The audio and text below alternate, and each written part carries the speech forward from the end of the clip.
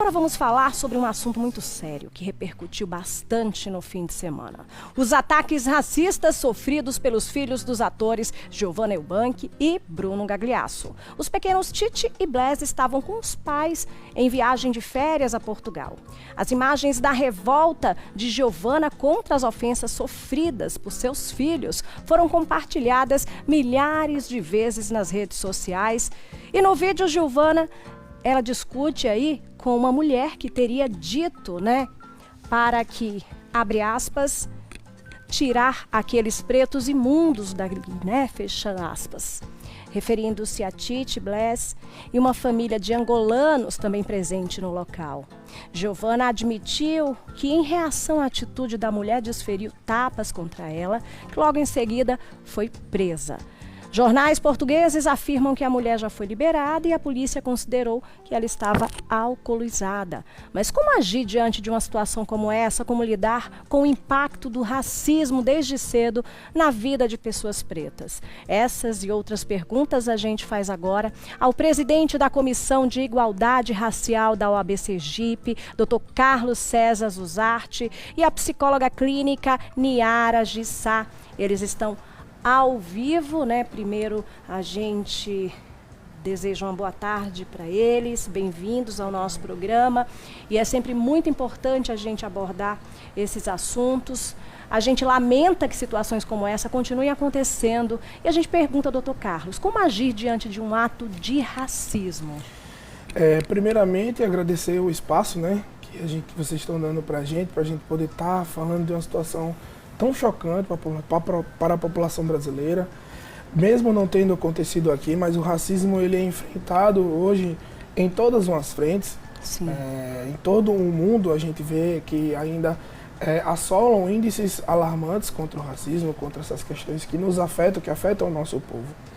E todas as vezes que a gente está diante de uma situação como essa, como aconteceu, é importante que se chame a polícia no momento, para que ela possa tomar o poder de polícia, para que eles possam fazer o exercício do que a lei diz. Nesse caso em específico, existe a questão de você estar em um ambiente elitista, um ambiente que as pessoas que estão lá não são pessoas com poder econômico a quem, e sim um local onde frequentemente é tido como um local de brancos, não é? Mas que nunca e jamais em nenhum local do mundo se pode você impedir uma pessoa de adentrar um espaço por ela ser preta, por ela ser negra. E o que foi feito e toda a construção que a gente vê, que a gente viu nos vídeos, que impactam a nós, é algo que a gente precisa veementemente apoiar a Giovanna e Bruno e atuar, no caso, quando a pergunta foi com referência ao que a gente faz. Chamar a polícia e fazer a denúncia, e esperar que o poder público haja perante o que a lei diz. Sem dúvidas. Como a gente disse no início, o caso aconteceu lá em Portugal. Apesar de serem brasileiros, eles estavam num outro país em que existe uma outra legislação, que é importante também a gente A questão apontar. é que, quando a gente fala de racismo, o racismo, ele é todos os países, eles combatem o racismo, Então, todos os países que são signatários da Convenção Interamericana de Direitos, e da Convenção Americana, da Convenção Americana de Direitos, eles são obrigados a defender o racismo. Portugal faz parte também, depois da guerra, que todos assinaram. Portugal também faz parte. E lá no ordenamento jurídico de Portugal, eles têm as leis específicas de combate e enfrentamento ao racismo, assim como nós também temos. Trazendo para o nosso país, se ocorresse aqui no nosso país uma situação dessa, nós teríamos, além da Lei KO, que é a Lei de Combate ao Racismo, nós temos também o decreto da Convenção Interamericana, que foi agora recepcionado pelo país com status constitucional. Ou seja, quando a gente fala de racismo direto, indireto, injúria ou qualquer outra forma de discriminação e intolerância, a gente tem uma lei específica para isso. Sim. E que quando ocorrer, a gente tem que denunciar a polícia para que seja feito. Aqui no estado de Sergipe, por exemplo, nós temos as DAGVs e as polícias, né, que fazem esse combate. Né? Aqui em Aracaju nós temos a doutora Miri Mansoe, que é responsável pela parte da DAGV. E lá, um caso desse vai ser muito bem combatido, né, como a gente já vê no nosso dia a dia. E olha, é importante também que a gente entenda a diferença, né, entre racismo e injúria racial, né, Perfeito. doutor? Porque assim, a injúria ela é uma ofensa direta. Quando a gente ofende diretamente alguém, aquela pessoa em específico, você está num diálogo com uma pessoa e aqui você profere que aquela pessoa é um macaco, ou que aquela pessoa é uma negra ou um negão, mas quando você não conhece a pessoa, porque existe a questão do íntimo, né? Sim. Você conhecer a pessoa e tratar ela com carinho, com aquele jeito e tal, isso não é racismo. É quando Sim. você não conhece uma pessoa e do nada você ofende a raça dela diretamente. Ofende a pessoa com intenções de ofender a raça dela. Sim. Você chama ela de macaco, de preto ou qualquer que seja. Sim. Quando a gente vai para o racismo, é quando você quer limitar, por exemplo, nesse caso, aqui não é um lugar de pretos. Sim. E pelo caso também, não foi só os filhos deles. Além dos angolanos que estavam os angolanos lá. Sim. que, pelo que já foi apurado, tinham mais ou menos uns 15 negros naquele local. E que se sentiram até acuados naquele Muito momento, né? acuados, Isso não mas- deve acontecer, né? E eles também, quer queira, quer não tiveram forças para Sim. combater o racismo. Sim, e é importante, né, a gente falar sobre isso, porque a Giovana fez uma observação e é importante, né, ela falou, nós somos pais brancos, será que se fossem pais negros, Essa é a pretos, questão. eles Estávamos seriam- conversando isso, é não foi? isso que é Exatamente. importante, né, a gente fazer uma abordagem como essa. E aí a Niara, ela é psicóloga, né, clínica, e vai saber explicar pra gente aqui, no caso, como lidar com a criança após um trauma, a hora de conversar com ela, né, esse papel antirracista, além de tudo, é uma ação. Como é que os pais, né, de crianças brancas podem agir dentro e fora de casa para colaborar nessa luta? Porque é extremamente relevante a gente fazer essa abordagem, né? Boa tarde, obrigada pelo convite mais uma vez. O primeiro passo é ensinar a criança que somos todos humanos. É o primeiro artefato que a gente pode começar a trabalhar olha, aquela criança tem a pele preta, mas é uma criança. Aquela criança, ela é igual a você, ela tem um cabelo encaracolado, um cabelo crespo, mas é o cabelo dela. E viva essa diversidade de cores, diversidade de cabelo, de texturas. É importante a gente naturalizar isso, exatamente para a criança comece a entender que não é diferente. Somos todos iguais. Verdade. É assim, a gente começa assistindo as imagens, né, que acabou viralizando nas redes sociais, a gente começa a se perguntar o que faz uma pessoa, né, agir dessa maneira, gente. Porque assim, ela estava alcoolizada, não justifica Nada. isso, Não, entendeu? Nada justifica. A gente percebe aí o sentimento de superioridade, né? A gente percebe arrogância.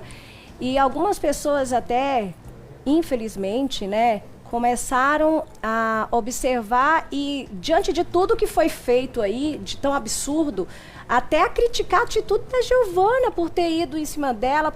Mas assim, você imagina uma mãe, Exato. justo. né? É Perfeito. isso que Perfeita colocação. colocação de você estando naquele lugar, como você agiria como uma mãe, né?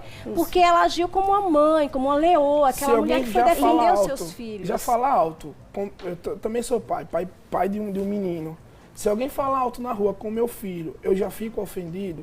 Imagine alguém falar mal da raça do meu filho. O trauma que você está gerando na pra vida, aquela né? criança. Como psicóloga pode falar até, né, doutora, dessa relação. Há um trauma que foi vivenciado aí por essas crianças e, assim, esse trauma, ele pode fazer com que essa criança, ela tenha aí futuramente dificuldade de ter também, né, junto com outras crianças, uma socialização, né, ela possa se sentir diferente, isso pode gerar? Os traumas são diversos, desde um problema de autoestima, uma dificuldade de socializar-se de fato, uma dificuldade de aceitação, um desejo sempre de ser diferente daquilo que a pessoa é, e até mesmo uma dificuldade em posicionar-se, seja no mercado de trabalho, seja nas relações conjugais, que muitas das vezes essas pessoas que são vítimas de racismo,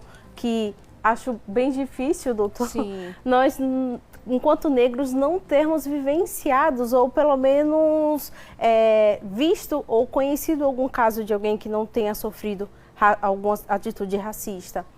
Mas, assim, uma dessas características também é se relacionar com pessoas abusivas. Sim. Porque a necessidade que a pessoa tem de ser aceita é tão grande que, às vezes, o mínimo de atenção que lhe é dado, a pessoa se sente amada, querida e acaba não percebendo o que tem por trás desse relacionamento.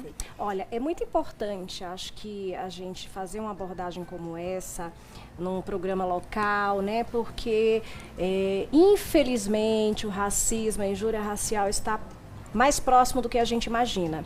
Acho que antes a gente não falava tão abertamente e não ensinava as pessoas, porque um ponto muito importante que eu observei aqui na fala do Dr. Carlos foi explicando sobre a injúria racial, a forma que a injúria racial deve ser levada em consideração, quando alguém ofende a pessoa. E aí o senhor citou, né, por exemplo, no caso das pessoas que hoje, né, a gente deve falar pessoas pretas, em que quando a gente fala neguinha, neguinho, a gente deve se observar, porque já se existe culturalmente uma forma até carinhosa de chamar uma pessoa próxima, uma pessoa íntima, de neguinha, vem pra cá, vem pra perto, né? Então isso é observado. A injúria é quando ela vem com uma ofensa propagada por alguém que você está querendo machucar o íntimo dessa pessoa, né? Então algumas pessoas ficam se perguntando, e eu acho que a educação é extremamente relevante nesses momentos, né? Ah, eu não posso falar mais isso, não posso falar aquilo, tudo vai depender muito da forma e de com quem você vai falar, né? Perfeito. Isso, doutor? Justamente isso, é perfeitamente isso. Nada mais além, porque quando você se direciona, aquela subjetividade que você tem com a pessoa, o carinho que você tem com a pessoa, a vontade que você tem de falar mal da pessoa, tudo isso é levado em consideração naquele momento.